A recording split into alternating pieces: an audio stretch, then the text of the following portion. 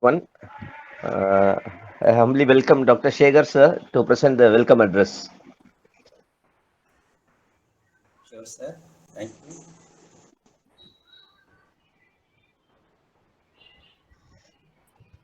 My humble pranams to the Almighty, Honorable Principal Professor Dr. G. Krishnan, sir, respected guest of the day, Dr. Eugene Madam, Assistant Professor of Education, University of Madras, respected Professor Dr. Prabhu Shankar, sir, respected Professor Dr. Mohan Kumar, sir, respected Mr. Dharma, sir, and all the respected professors of our college and other colleges.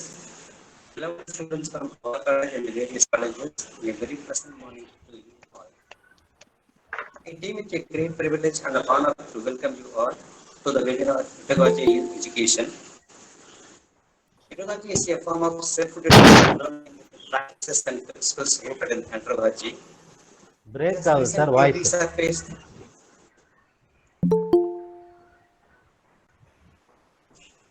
Is it okay, sir? Sir, now okay? Hello? Yes, sir. Okay. Sir, okay, sir. It has கொஞ்சம் feeble recently. இருக்கு sir voice. Sorry, sir. பரவாயில்லைங்களா? பரவாயில்ல sir, please. It has recently resurfaced as a learning strategy. In this pedagogical approach to teaching and learning, learners are highly autonomous and self-determined. In this approach, the emphasis is placed on the development of the learning capacity. Hence, the learner capabilities developed with the goal of producing learners who are well prepared for the complexities of today's workplaces. I hope this webinar will definitely provide a basis and we can have discussion about pedagogy as a theory for guiding both self-directed teachers and learners.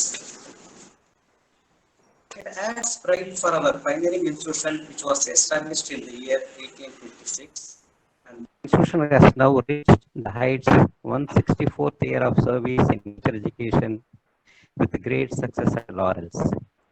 I assure you, you all have an engaging and enriching session ahead. Once again, I welcome you all. Thank you. Have a happy learning. Over to Prabhu Shankar, sir.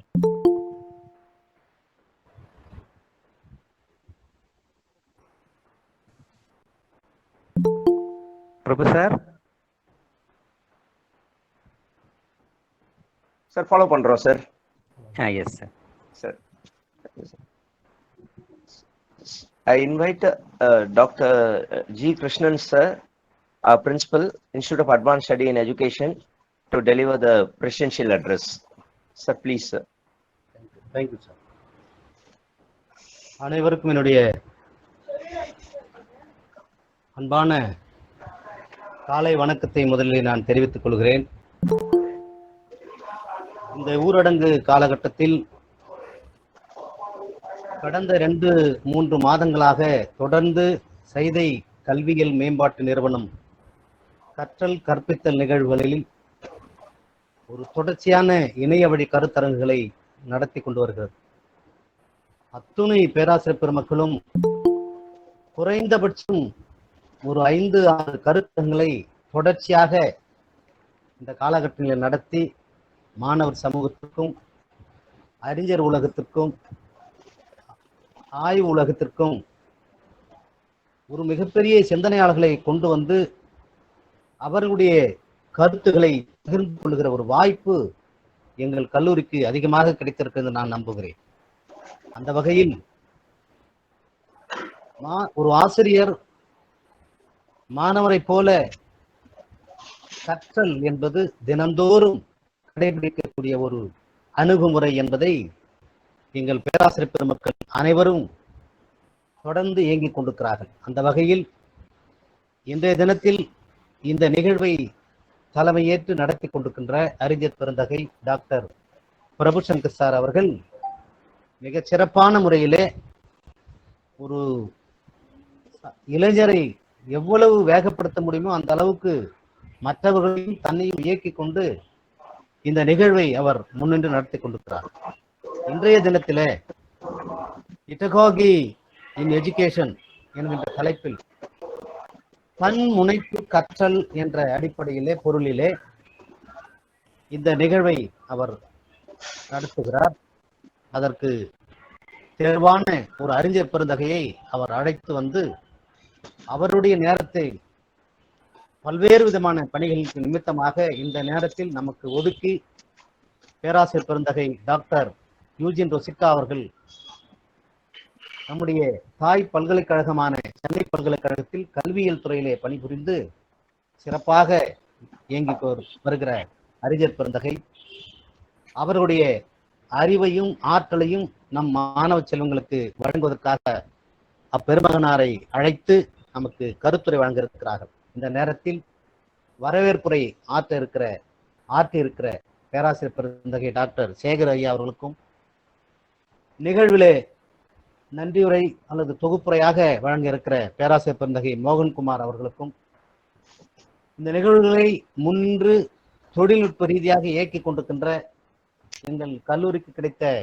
அரிய பொக்கிஷமாக கிடைத்திருக்கிற பேராசிரியர் தர்மராஜ் அவர்களுக்கும், மற்றும் இந்த நிகழ்விலே பங்கேற்று சிறப்பித்துக் கொண்டிருக்கிற பேராசிரியர் பெருமக்கள் அத்துணை பேருக்கும், மற்ற கல்லூரிகளிலிருந்து, மற்ற பல்கலைக்கழகங்களிலிருந்து, மற்ற நிறுவனங்களிலிருந்து இந்த நிகழ்வை பார்த்து கொண்டிருக்கிற அறிஞர் பெருமக்கள், ஆய்வாளர்கள், பேராசிரியர் பெருமக்கள், நண்பர்கள் அனைவருக்கும் சைதை கல்வியியல் நிறுவனத்தின் சார்பாக என்னுடைய அன்பான வணக்கத்தையும் வாழ்த்துக்களையும் நன்றிகளையும் தெரிவித்துக் கொள்கிறேன்.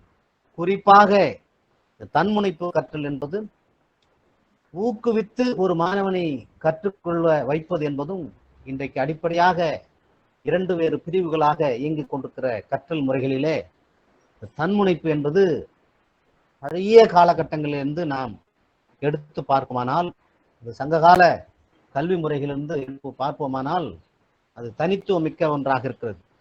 எனவே தன்முனைப்பு என்பதுதான் இன்றைக்கு முனைதல் என்றாலே ஈடுபடுதல், ஆர்வமாக முன்னின்று தன்னை தயாரிப்பித்துக் கொள்வது. அதனால்தான் அதுக்கு முனைவர் என்ற ஒரு முனைவர் என்ற சொற்கள் எல்லாம் சங்க காலகட்டங்களிலேயே இருந்திருக்கின்றன. அப்படி இந்த பொருளிலே ஒரு ஆங்கில வார்த்தையான அந்த இட்டகாகி என்று சொல்லக்கூடிய அந்த பொருளுக்கு தமிழ் பதமாக, தமிழ் பொருளாக நான் காண்கிறேன். அந்த வகையில் எப்படி தன்முனைப்பு கற்றல் என்பது கல்வி நிறுவனங்களிலே நிகழ்த்தப்பட வேண்டும் என்பதை எடுத்து சொல்லுகின்ற பேராசிரியர் பெருந்தகை டாக்டர் யூஜின் மேடம் அவர்களை எங்கள் நிறுவனத்தின் சார்பாக வாழ்த்துகிறோம், வரவேற்கிறோம். தொடர்ந்து இந்த நிகழ்வில் பங்கேற்றுக் கொண்டிருக்கிற அனைத்துணை அறிஞர் பெருமகளுக்கும் என்னுடைய அன்பான நன்றிகளையும் வாழ்த்துக்களையும் மீண்டும் ஒரு முறை தெரிவித்துக் கொள்கிறேன். நன்றி, வணக்கம். Sir, thank you very much, sir. Thank you very much for your kind words. Thank you, sir. Thank you. Thank you, sir. So, good morning, everyone. Respected principal, sir, professors of IASC Saidapet, professors from other colleges and university departments, researchers, teachers, and all fellow participants, very good morning to one and all. I am extremely glad to welcome Dr. Mrs. Yugin Rosita, Assistant Professor of Education, Department of Education, University of Madras, Chennai. Dr. Yugin is a very prayerful, kind and stern academic personality whom I know right from her college days. She is a very simple, elegant and much concentrated. Right from the age of being a researcher, she is very much keen on understanding the significance of education and believed to extend her profile in the service of the needy through education. As an academic faculty, she has a score of publications, produced M.Ed and M.Phil scholars. Her profile includes academic university nominee, Board of Studies, Distance Education of University of Madras. She has delivered lectures and had been a part of various conferences and seminars. On behalf of the principal and faculty members of IASC, I invite you, ma'am. Thank you, sir. Thank you. Thank you, sir. Thank you. Thank you so much. Shall I start, sir? Thank you so much for your Sure. nice introduction about me. Sure, ma'am. A very good morning to the principal, Dr. G. Krishnan, Dr. Prabhu Shankar, my mentor, and Dr. Mohan Kumar, Dr. Shekhar, and Mr. Dharmaraj of IASC Saidapet. I'm standing here to say thanks to the Almighty for giving me a chance to deliver my talk in such a prestigious institution, which is first in Asia and a traditional and a mother institute which produce number of Nobel laureates. Just whenever I log into IAC website, I can see so many laureates photographs were rolling up and down. So I was thinking, what a place is this? Huh? What a place, what a building, and what a place. Unless or until there is the glory of God, you cannot have such a wonderful institution standing for a long time. So it gives me immense pleasure to deliver my little knowledge with all the academicians and the scholars for participating in today's lecture, in this webinar. I have chosen this topic, pedagogy. Before that, I would like to say a special thanks to the principal. Principal ஐயா அவர்கள் சொன்னார்கள்,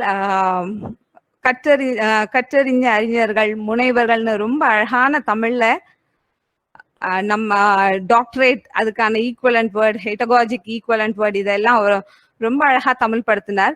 sir ரொம்ப நன்றி sir. ஏன்னா நம்ம தாய்மொழியில நம்ம படிக்கிற விஷயங்களை கேட்கிறப்போ எல்லாருக்குமே மனசுல ஒரு சந்தோஷம் வரும். உயிப்பானே ஆசான் உயர்கதிக்கு அப்படின்னு ஒரு செய்யுள் ஒண்ணு படிச்சிருக்கிறேன், எனக்கு ஞாபகம் வந்தது. சோ நீங்க பேசுற நீங்க கொடுத்த அந்த தமிழாக்கம் எல்லாம் பாக்குறப்போ நம்ம இங்கிலீஷ்ல மாத்திரமே படிச்சுட்டு வர சில விஷயங்களை நம்ம தாய்மொழியில ரசிக்கிறதுக்கு இந்த காலையில அதுவும் ரொம்ப மைண்டுக்கு ரொம்ப ப்ளீசிங்கா இருந்தது சார். மிக்க நன்றி ஐயா, மிக்க நன்றி.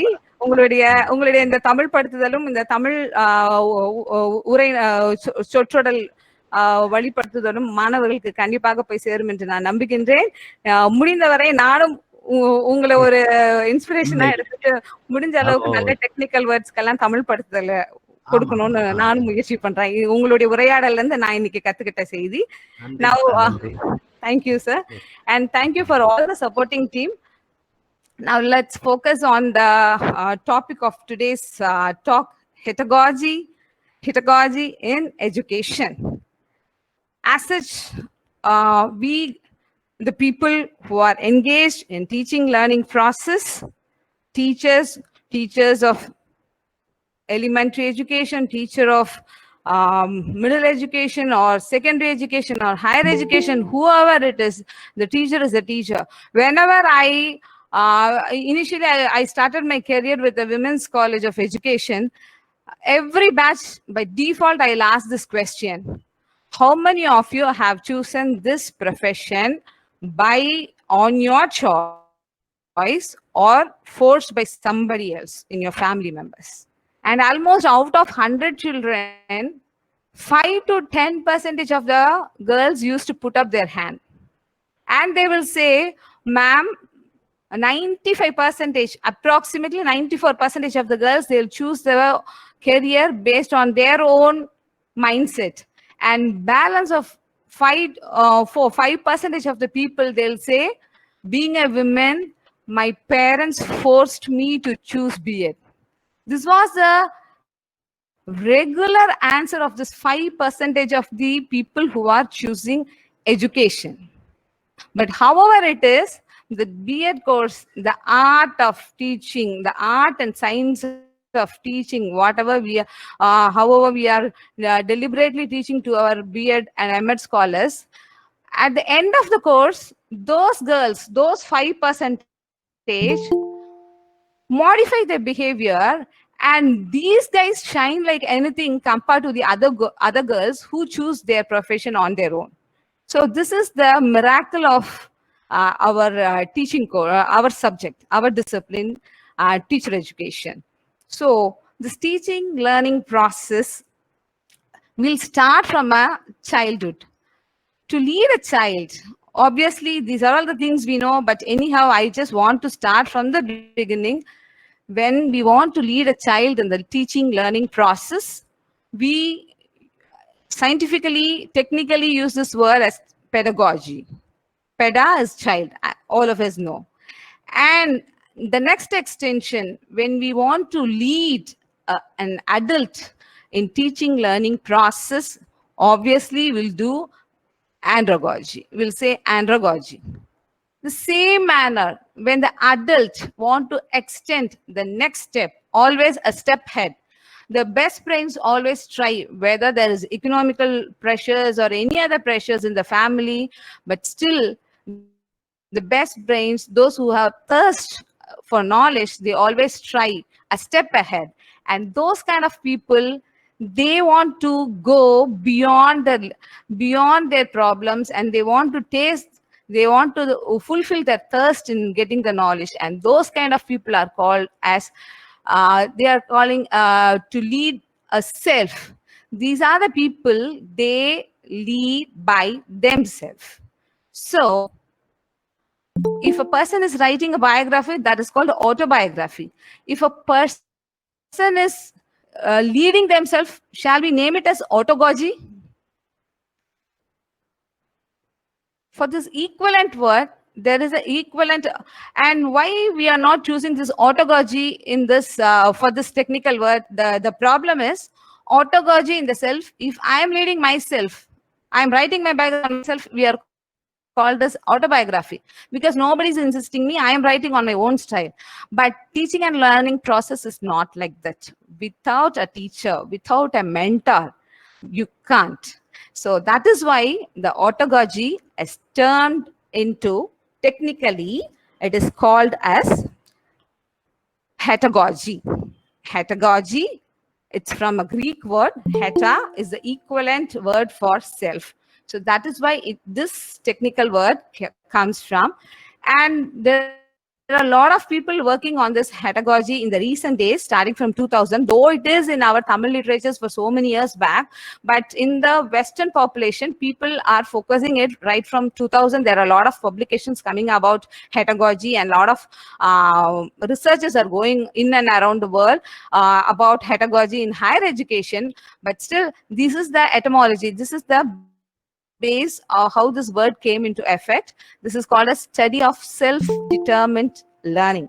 Whereas the andragogy, the learner is called as a self-directed learner, but in heterogogy, it is called as a self-determined learning. This is a step beyond andragogy. We can see many examples in the government institution. I can see many rural boys coming from the unreached villages to city, and they will get a seat. Especially, I have seen many boys coming to Madras University from IASC for PG and PhDs. And if you inquire them personally, I was really amazed to hear those stories and background, because without any background, they themselves come, they work on night shift, and daytime they will come to university and they will do their higher studies, and nobody else is forcing. They have to look after their food, shelter, everything, but still they want to get higher education. That kind of thing is called andragogy. And certain people, apart from that, they will go beyond that. They will take one more step. That is what heterogogy. They themselves tune them to get, they will determine them to learn. They are very keen for higher education. That is called a heterogogy. Nobody will force you. Nobody is there to guide you. Only thing, you have to select a good mentor whom you can share your knowledge and use and get tuned in a shaped in a right way.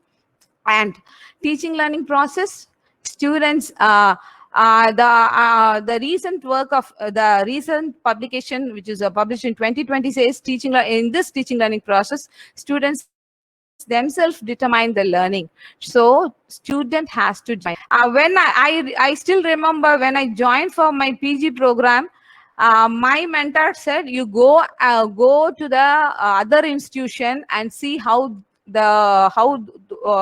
those institutions are training their own students.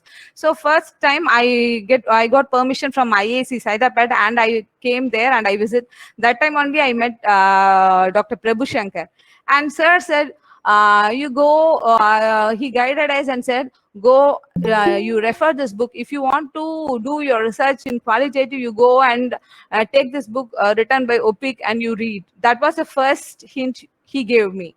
So I still remember. So this is, so when I visited another institution and I observed the way they are tuning their students and the references they are giving, the exposure. These are all the things helped me to go to the next level of from PG to PhD. So this is the example I can say for Glassner's writing, which is published in 2020. And it is to understand how the students are learning. It is not the way of, I have my own self-determination, I want to do my higher studies, I want to do something new for, contribute something new for the knowledge. That and all generally happens for an individual who's willing to learn. But still, there is a method to understand how individuals are learning, how I am learning, how I am proceeding in my higher education. This is the thing talks about pedagogy. This is the technical word. This is how I am leading myself with my mentor to contribute my knowledge newly to the world. This is what pedagogy means. So by definition, I have given some, by simplifying the definitions of so many authors given in various publications, it is facilitated by, definitely we need a mentor. Without mentor, you can't. That is not advisable for any person who is going for higher education. Even the postdoctorate, there is a committee will monitor our studies. So definitely we need some mentor. And the art of knowing what I'm learning, how I'm learning, with whom I'm learning, and when I'm learning, and which environment. These are the questions. If an individual finds to get answer for all these questions, this process is called pedagogy. Every learner who is coming for higher education or whatever the level, whether it is UG, PG or PhD or postdoc, whatever it is, this is in the hands of individual to check what I'm learning, how, whom, when, which environment. And moreover, there should be a interdependency between the teacher and the learner, because every learning, without evaluation, we cannot achieve certain things. We cannot get into the right, reach the right spot. So we both the teacher and the learner has to evaluate our learning system, as well as the knowledge, the subject matters, how the mentor and the individual learn this. These are all the things we need to discuss and upgrade.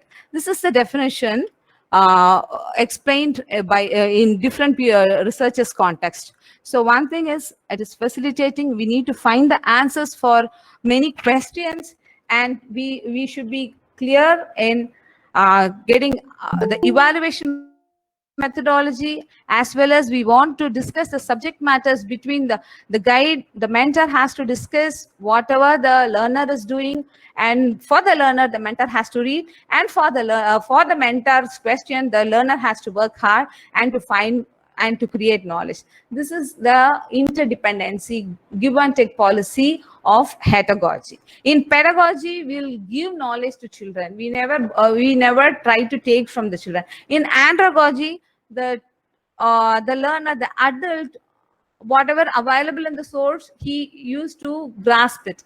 But in pedagogy, it is an attempt to create knowledge. It is based on epistemological work. So there should be a mutual understanding between the learner and the mentor.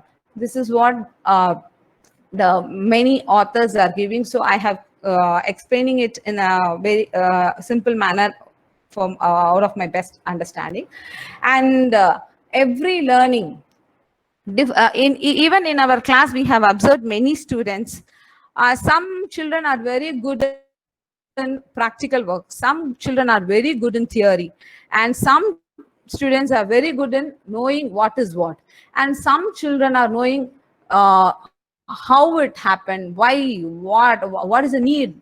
All these questions people will raise. So epistemologically, we are categorizing learner in 4 categories. that is theoretical knowledge, practical knowledge, propositional knowledge, and procedural knowledge. Whatever it is, this pedagogy is understanding of out of these categories where I stand, first knowing myself, knowing someone else, something without learning, I cannot understand who I am.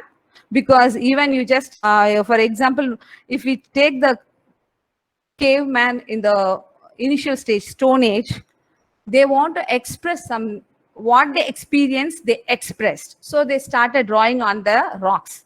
This is the communication. Communications turned into information. Information's gathering of informations turned into knowledge, and knowledge only has to stand in this, even in this COVID pandemic period, we are learning something through this high technologies. So this is what our travel of learning started from Stone Age to this high-tech age. So learning, out of this 4 learners, where I'm standing, we have to think, people of higher education, we need to think which category I'm standing in, and what I'm learning, and how I'm going to contribute. This is the question. Usually, I just want to quote Dewey's notion on education, because every man's experience only speaks. Experience is the best university for everybody, every individuals. Unless there is no learning, we cannot, even a small boy who is working in the mechanic shop, he will observe what the master is doing. Even a person who is working in a cobbler shop, he is not a university graduate, but he used to observe how the master is doing. So this is what observation, that is learning. He is doing it in the way of learning, and we are using the books. That's the difference. So every human is learning. Learning is happening in different ways, by observing, by experiencing. So whatever way, the active element or the passive element, either I will do experiment or I will undergo, or that individual has to undergo it on their you can be a part of it, or you can be a observer. Whatever the way, to survive we need learning. And this learning methodology, especially in the higher education, how I am doing, this is the question we are dealing with pedagogy. Now let's look at this pedagogy in 3 lenses. Usually all educational, the main subjects, as an educator, we analyze everything in triangulations. That is in philosophical phase and psychological phase, and philosophy, psychology, and sociological phase. So these are the 3 phases educator needs to think about what I am learning. So on based of philosophical aspects, looking this pedagogy in philosophical lens, it is basically a learner-centered approach. Like we can take the example of Carl Rogers, who is talking about the genuineness. He always quote about 3 things: genuineness of the learner, and the acceptance of the learner, and the empathy of the learner. These are the 3 things. If the learner is genuine, even yesterday also when I'm talking to sir said some technical people, he mentioned some person name and said they are working really hard for for the successful of each and every event. I was so happy to hear the person name. So the genuineness, learning and supporting for learning. This is what Carl Rogers said. Even when I'm a teacher, as a teacher, our learner may be a high school student or a university student. We need to understand the genuineness of the individual learner, and we need to accept and care, and we need to take care, and we need to look at them in empathetically, understanding the students in their shoes. And completely, this pedagogy is a philosophy is based on existential phenomenology, that is humanistic psychology. Human, first, he's a human.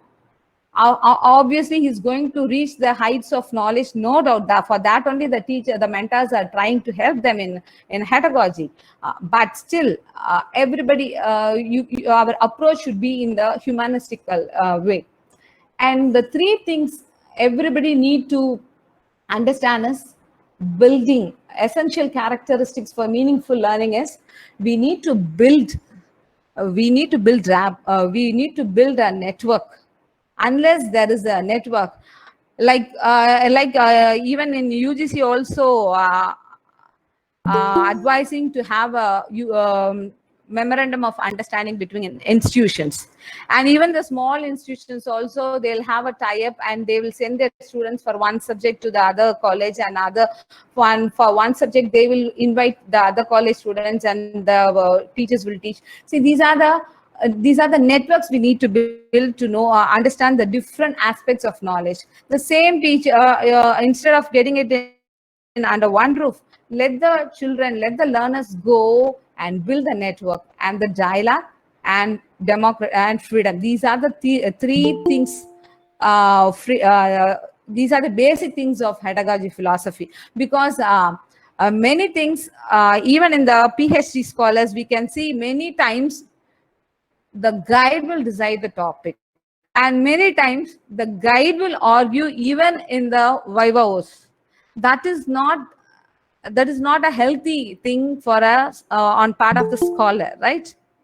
Building dialogue in the sense dial, that is between two. So unless or until the learner, this philosophy is very important. When you build a network, obviously there should be a give and take policy. You have to invite dialogues between your networks, and you have all the freedom. The individual learner have all the freedom, not only to discuss with their own mentor. You can go and discuss for search of knowledge. In those days, people used to travel for search of knowledge. So it is the learner has to enjoy the freedom of to search of knowledge, because if people sit in one institution and I'm doing PhD, there is you cannot say it is a fruitful thing to be happen in the short term. So building dialogues and freedom, these are the basic philosophy followed in pedagogy. And